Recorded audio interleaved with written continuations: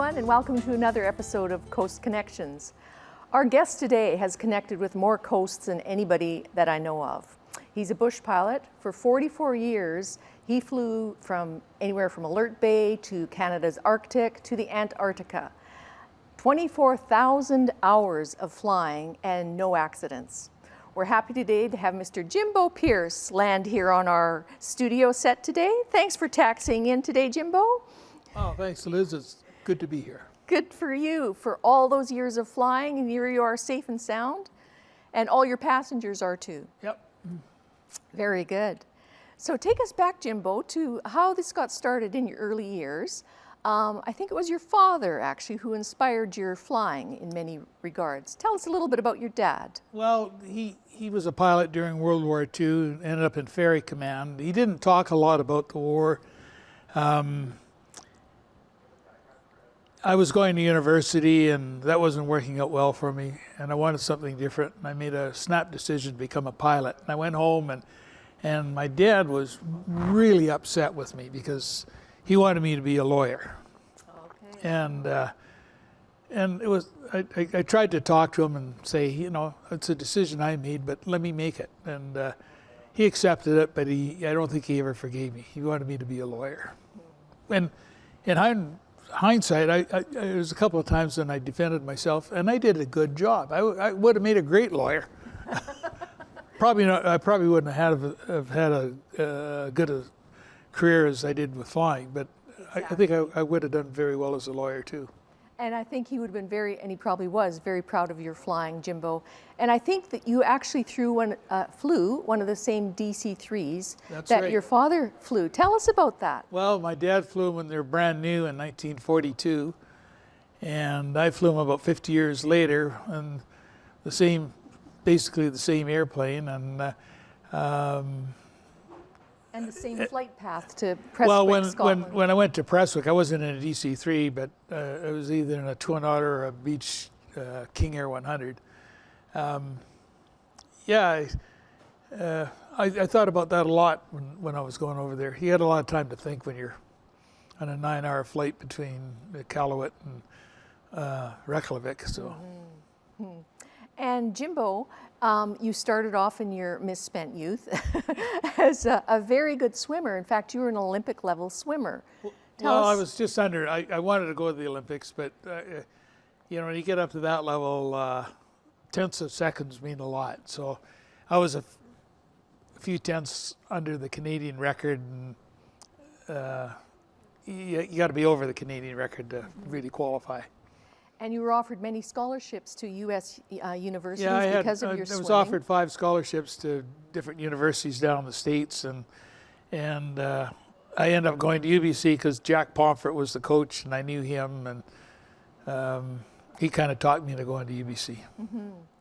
And the skills that you learned as a swimmer served you for many, many, many, many years as a bush pilot. And that early training, the lifeguarding, the discipline, the mentors that you had there. And you've chronicled a lot of that in your lovely book that you've written, Rainbows and Thunderstorms. Jimbo, congratulations on your very first book. It's a beautiful book. When I read it, I felt it was a love story to the aviation community and also to our beautiful BC coast and all the beautiful places that you've been in there.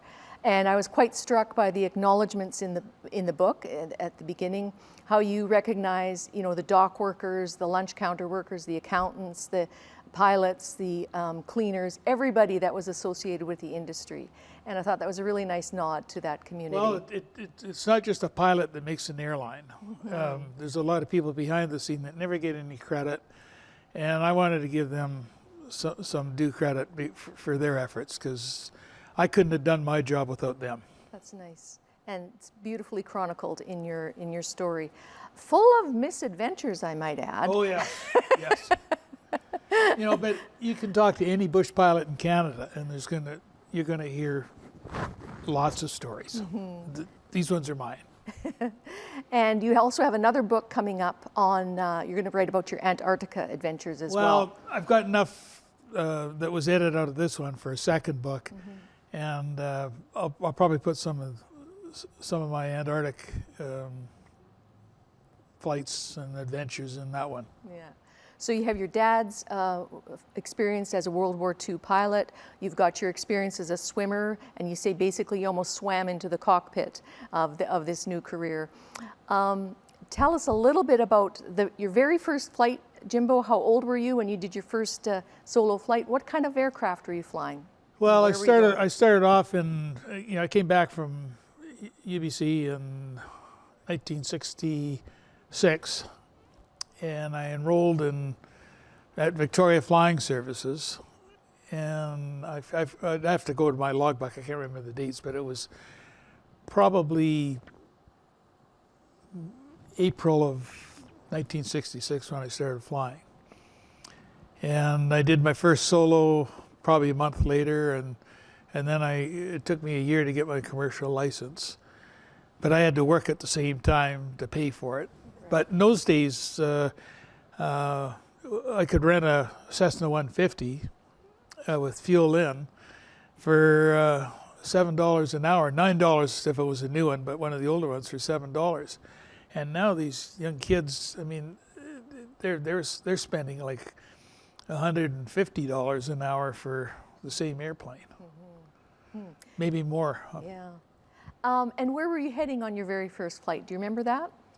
Well, when I started flying out of Victoria, it was just around Victoria, but my first commercial flight was out of Alert Bay, and I can't remember exactly where it was, but we started off and probably to one of the villages, First Nation villages that we serviced. What would be a typical day for you, Jimbo, as a bush pilot? What kind of cargo? What kind of people? Where were you taking these people to, and where were you going when you were along the BC coast?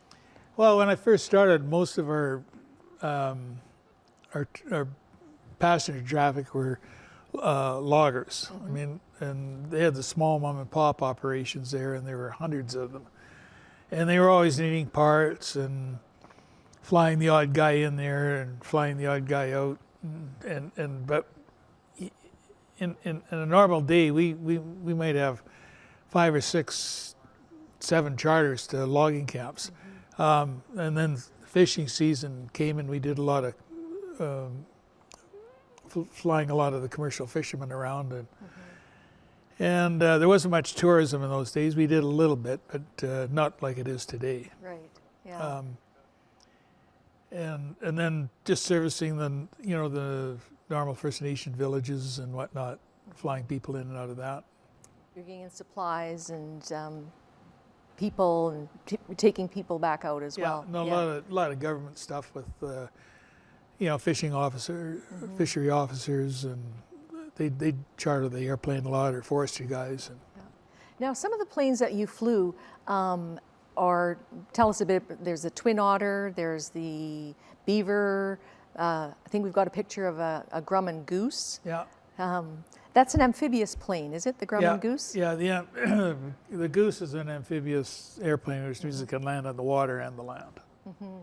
And also the Grumman Mallard is another one that you flew. Yeah.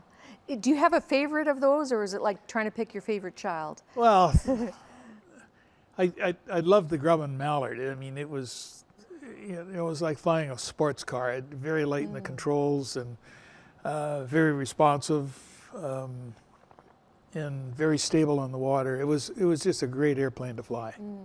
Very nice. And the Goose was a little more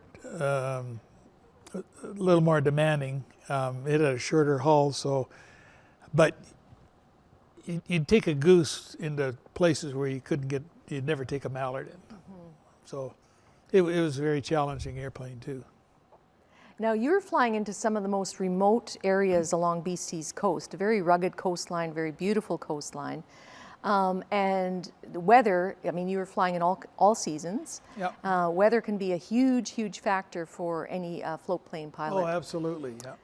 Tell us about one of the very worst predicaments, storms that you caught yourself in, I think in a huge cumulonimbus cloud in the wintertime. Oh, that was, I was doing a trip from, in a Beaver from Prince Rupert over to Masset to pick up some 3 passengers to take them back to Prince Rupert, and I had nobody on board going over, and I got to Rose Spit, and it was starting to snow, so I got down low, close to the water, and pretty soon it was snowing pretty heavily, and the only thing I could see was the rollers breaking on the beach. Oh. You know, so I was down maybe 10, 20 feet off the waves, and the visibility was, well, it was pretty bad. And I knew Toe Hill was coming up, and I was going to have to make a turn around Toe Hill. And I saw the river coming up, and I went into my bank and made that turn. And then there's another point that I had to get around, and now it was really snowing heavily, and I missed that one. Just went by me like that. Wow. And I looked up, and all of a sudden I couldn't see anything. I'm literally at 20 feet on instrument conditions. So added power, and I put it into a climb, and I climbed up to 2,000 feet. And then I turned back to a Rupert heading, and by that time my heartbeat had come down to an acceptable level again. And after I'd finished this turn, it felt like I was turning to the right. And so I corrected to the left, and all of a sudden nothing's making sense. But the more I turned to the left, it felt like I was still turning to the right. Now, I didn't know this, but this is called vertigo. And it happens to every pilot. And I didn't realize what was happening, and in a matter of seconds, I put this airplane into what they call a spiral dive, or a graveyard spin. And I'm heading for the water at a great speed. And I realized what I'd done, so I stopped the turn with rudder, and I pulled out, at 200 feet. Never did see the water. Wow. So I climbed back up and on instruments, and now believe your instruments. You gotta, I learned a lot that day. Flew back to Rupert, came out of the snowstorm and back into the bright sunny weather, and landed at Rupert. Said I ran into a snowstorm, I couldn't make it. I said, okay. Wow. That's Yeah. heart-stopping. Well, yeah. it's... And you're flying that low because you don't want to ice up as well. You can't. No, you're flying that low so you can maintain visual reference to the ground. Yeah, yeah. Now, today they've changed the regulations. Back in those days, there were regulations, but they were pretty loose, and everybody bent them. Today, you can't legally fly under 300 feet, and you need 2 miles. So if I had that, I would have turned around a long time ago, but that was another time. Yeah, and you live to tell another tale. Yeah. And speaking of amphibious planes, there's a very funny story in your book, well, funny to me, about a fella who had a really bad day, landed his amphibious plane with tires and with floats. Yeah, he had a Cessna 180 amphib, and he took off from Powell River Airport, and he had to go down to the dock to pick up the bread. He had a bakery, and he flew bread to all the logging camps. Right. So the truck went down to the dock for some reason, and he forgot the gear. He forgot to pump his gear up, and he landed on the water with the gear down, and with his tires in the water. Yeah, and somehow survived. The airplane was all over the place, but he didn't end up upside down. Lucky. And he was so upset, he pumped the gear up, took off, and went back to the airport, and forgot the gear again, and landed with the gear up on the runway. So he landed on the runway with his floats. Yeah. Did he land, or did he crash it? No, he just landed. They pumped it up and fixed the hull. The keel was probably filed off a little bit. Well, they say, Jimbo, that anybody can fly, but not everybody can land. Yeah. So I think that's a pretty good example of that. Yeah.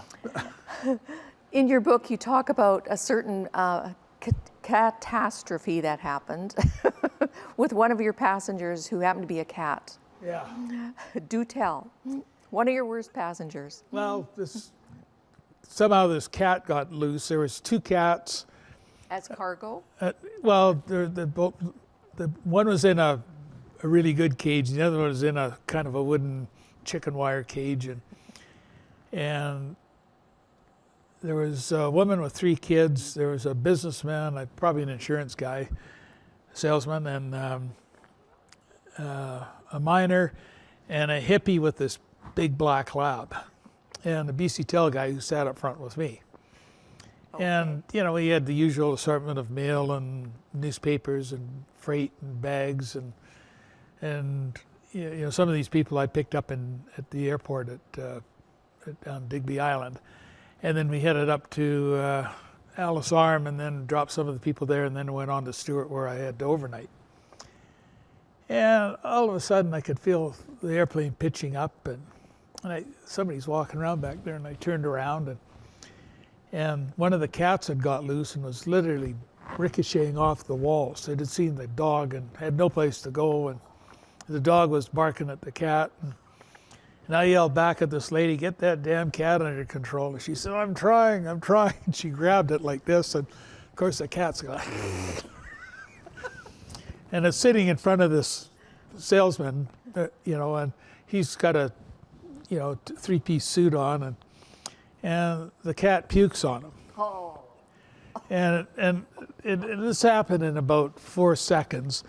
He puked on the woman and the 2 kids, the cat, and all the kids are puking. The guy with the hippie was puking, the miner was puking, and the other guy was puking, and the dog was puking, and it was a mess. And I said, this can't be happening to me, but it was, So, anyways, we landed at Alice Arm, and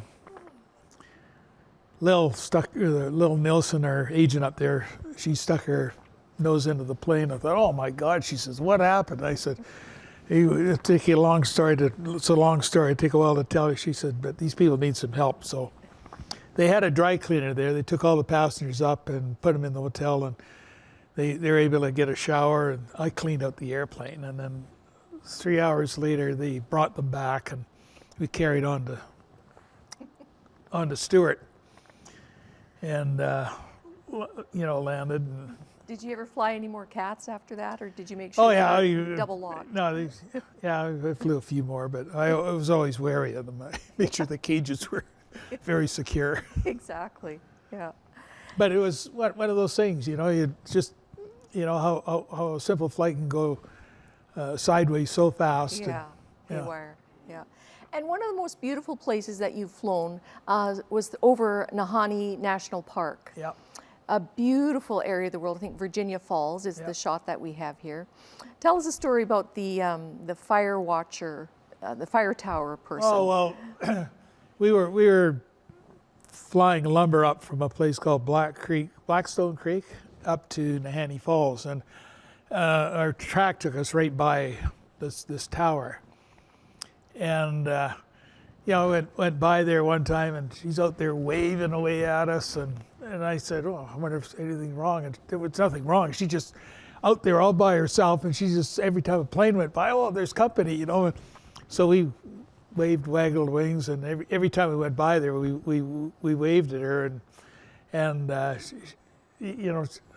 don't know how she lasted out there. I thought about that for many years. I don't think I could do it. Yeah. Well, and those wing waggles, the greetings, meant as much to you as it did to her, I'm sure, too. Well, probably meant a lot more to her. Yeah, yeah, but super remote and beautiful. Oh yeah, beautiful country. I don't know how long she was out there. I never did meet her. I mean, she was just. It's little touches like that, though, that are very meaningful. Throughout your book, you talk a lot about mentors, pilots that have mentored you over the years and meant a lot to you. Tell us a little bit about one of your favorite mentors. Oh, there was many of them. I think.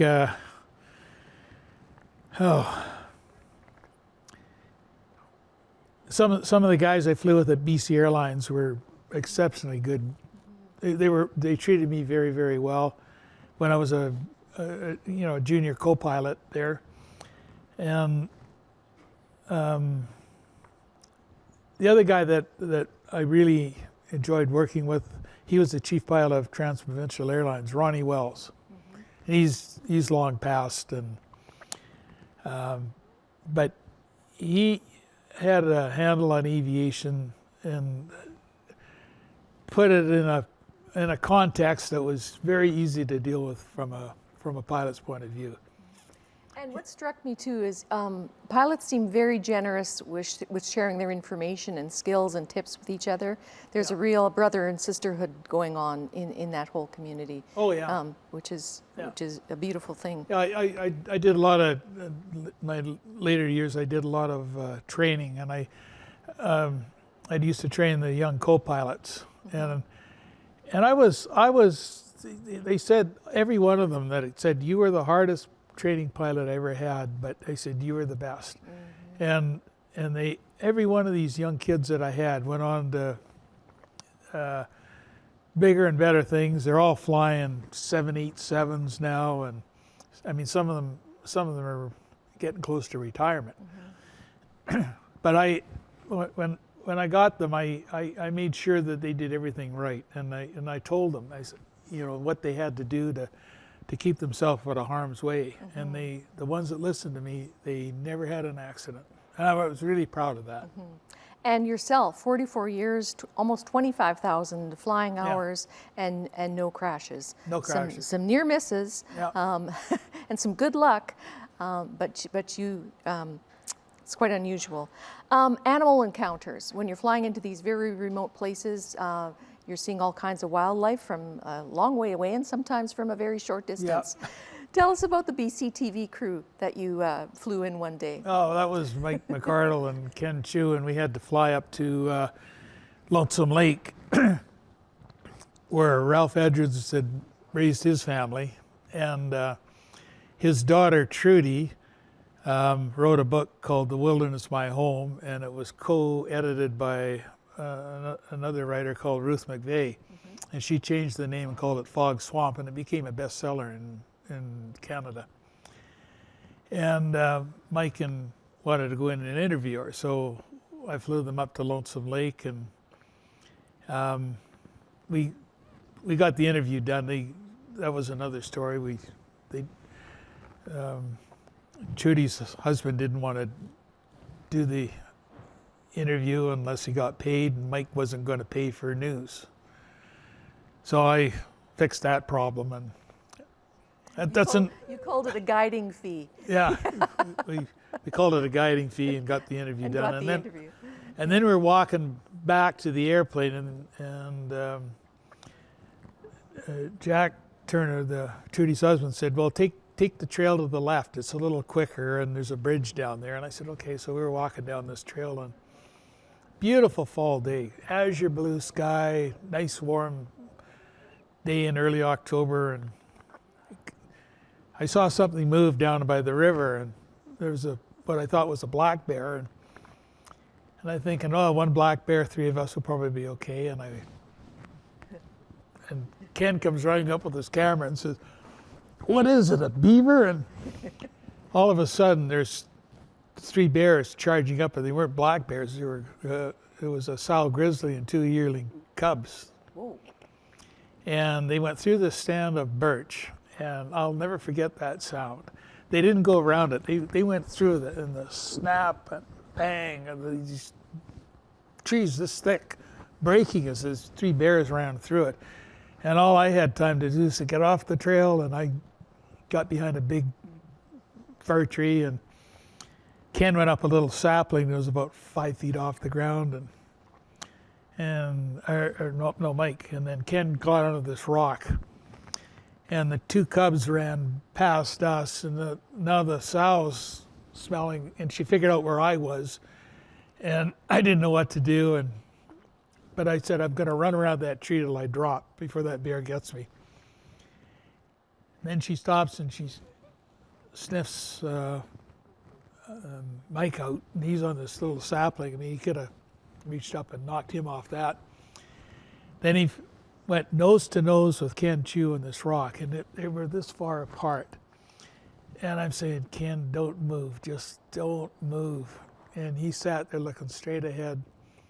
And finally, she lets out a big bark and took off after the cubs. Wow.